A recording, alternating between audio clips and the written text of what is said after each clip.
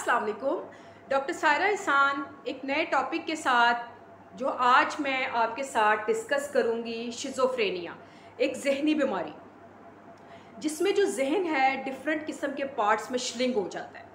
कोई चीज़ समझ नहीं आती, किसी चीज़ का जवाब नहीं आता, समझ नहीं आती कि आप किस चीज़ का कैसे आंसर करें।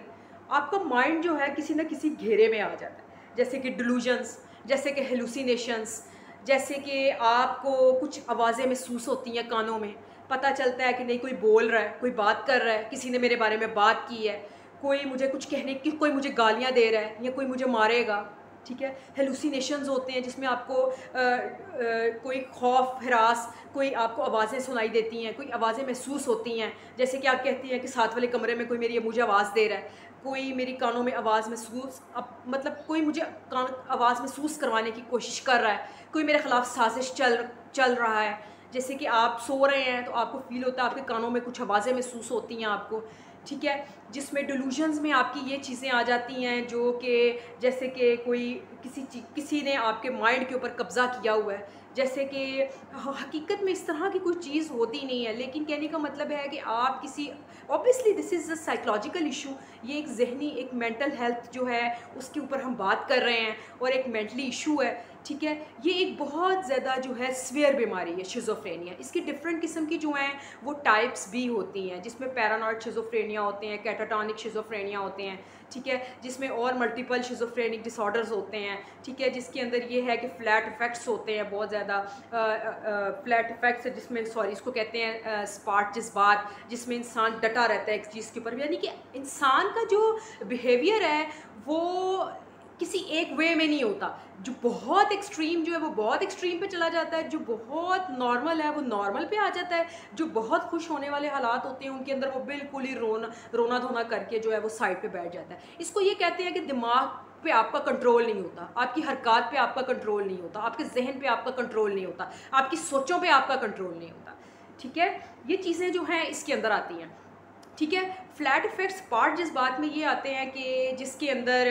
इंसान के जज्बात जो हैं वो बिल्कुल इफ़ेक्ट होते हैं। उसे रोने धोने से, किसी की फौतगी हो गई, कोई खुशी, कोई शादी, किसी चीज़ से कोई फ़र्क नहीं पड़ता। उसने एक बिहेवियर को कॉपी किया हुआ है और वो कॉपी करके उसी बिहेवियर को बस एक वे में लेके चल रहा है, और उसको होता है कि मुझे अहमियत दी जाए, मेरे साथ मोहब्बत की जाए, मुझे प्यार किया जाए। ठीक है, मेरी बात को अहमियत दी जाए, कि हालांकि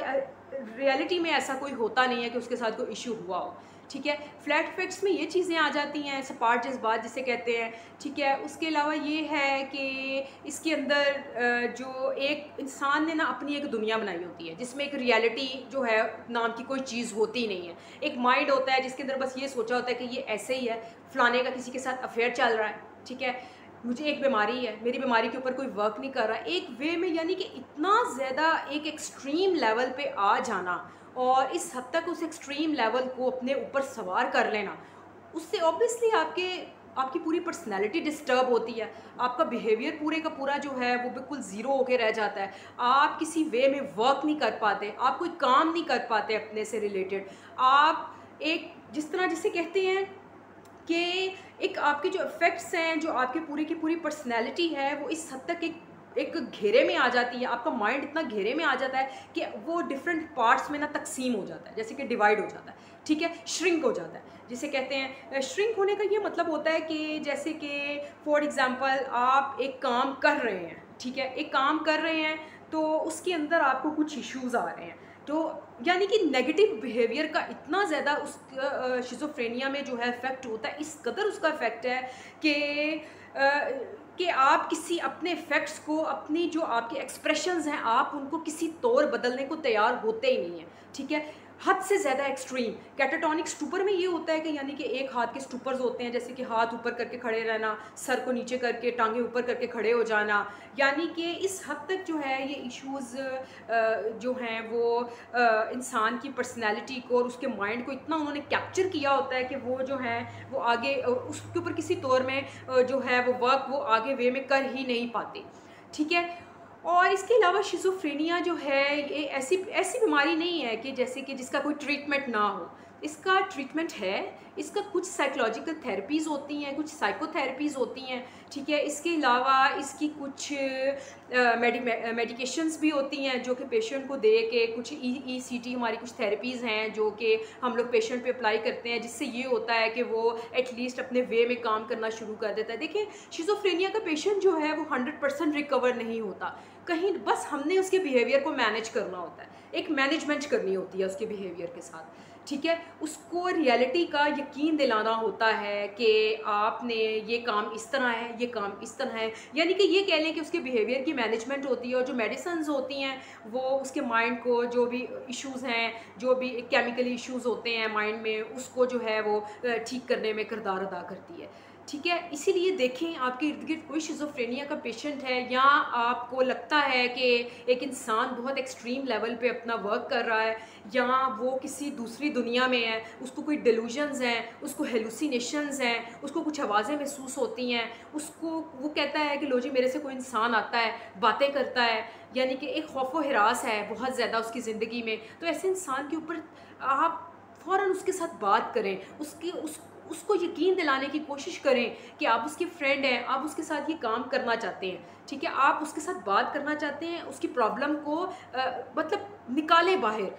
उसकी टेंशन को, उसकी जो भी उसके अंदर जो भी इनसिक्योरिटीज़ हैं उस पर काम करें, उसके साथ बैठें, उसको वक्त दें, उसको इग्नोर ना करें। उसको इस इग्नोरेंस से ये हुआ कि वो हाइपर होता चला जाएगा, तो वो अपने लिए कोई नुकसान कर लेगा, या तो वो घर से भाग जाएगा, या जहर खा लेगा, या इस तरह की किसी और जो है अपने लिए अजियत जो है, और अपने अपनों के लिए, अपने घर वालों के लिए एक अजियत जो है उसको चुन लेगा। बेहतर यही है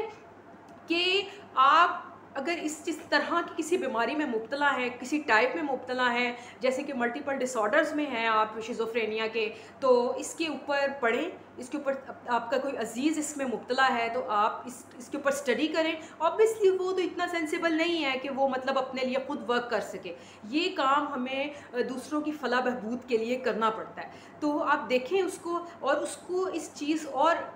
सबसे बड़ी बात ये है कि इस तरह के जो पेशेंट्स हैं ना, वो किसी पर ट्रस्ट नहीं करते, ठीक है। उन्हें नहीं होता कि वो जाएं डॉक्टर के पास, अपने लिए मेडिसिन लें, उन्होंने अपनी एक खला बनाई होती है, अपनी एक दुनिया में होते हैं, और जिसमें उन्होंने किसी को खुदा बनाया होता है, किसी को फरिश्ता बनाया होता है, किसी को रोल मॉडल बनाया होता है, तो और बस उसी एक वे में वो जो है वो सफ़र कर रहे होते हैं, ठीक है। तो आप उनके साथ बैठें, उनसे बात करें, और उनको यकीन दिलाएं कि आप उनके फ्रेंड हैं, आप उनके साथ वक्त गुजारी करना चाहते हैं। सबसे पहले उनका एतमाद जीतें, ठीक है, एतमाद जीतें उनके साथ, और ये है कि उनके साथ बहुत मोहब्बत से, बहुत प्यार से बात करें, उनको यकीन दिलाएं कि आप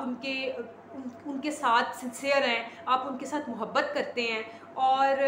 ये है कि उसके साथ साथ जो बेहतरीन वर्क है वो उनके बिहेवियर को मैनेज करना है। उनके बिहेवियर की मैनेजमेंट जो है वो बहुत ज़्यादा ज़रूरी है, क्योंकि इस तरह से उनकी आने वाली ज़िंदगी जो है वो बड़ी इफ़ेक्ट करती है, बड़ी परेशान कुन हो जाती है। तो बेहतरीन इंसान वही है जो दूसरों के लिए वर्क करता है, जो दूसरों के लिए काम करता है, जो कोशिश करता है कि जो दूसरे हैं वो उनसे खुश रहें, और बेहतरीन तरीके से अपनी ज़िंदगी को ऐसे तरीके से सरअंजाम दे सकें। जज़ाकल्लाह।